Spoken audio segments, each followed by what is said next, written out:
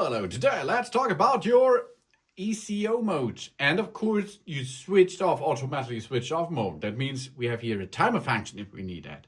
To save energy with these Epson WorkForce WF-2650 printer. Okay, let's perform now. The first thing is we go on the screen and we can go down to the eco mode. We can switch on or switch off the eco mode as we like. Then the ECO mode means that will save energy, and this is a good thing. But you can perform more. Of course, the ECO mode is a good thing, but you can go down to settings, go down to common settings, and then sleep timer. Let's choose the sleep timer. The sleep timer means that your printer will go automatically, if there's nothing to do for the printer, will go automatically in sleep mode. Stand by, baby. And you can choose here between 1 up to 240.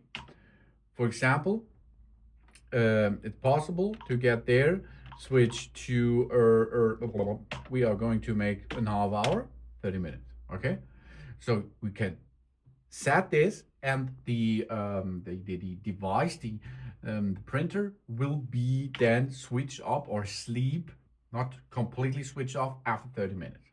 If you like to power off, that means it will automatically shut down the system. Then go to power off mode. The power off timer is possible to switch between 30 minutes, you see, off, 30 minutes, 1 hour, 2 hour, 4 hour, 8 hour, and 12 hours. So that means the printer will automatically power off the device. Like you press here, the power off button.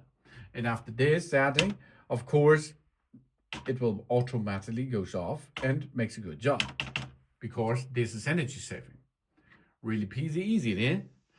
So you can save energy using your WorkForce WF-2650 printer by Epson.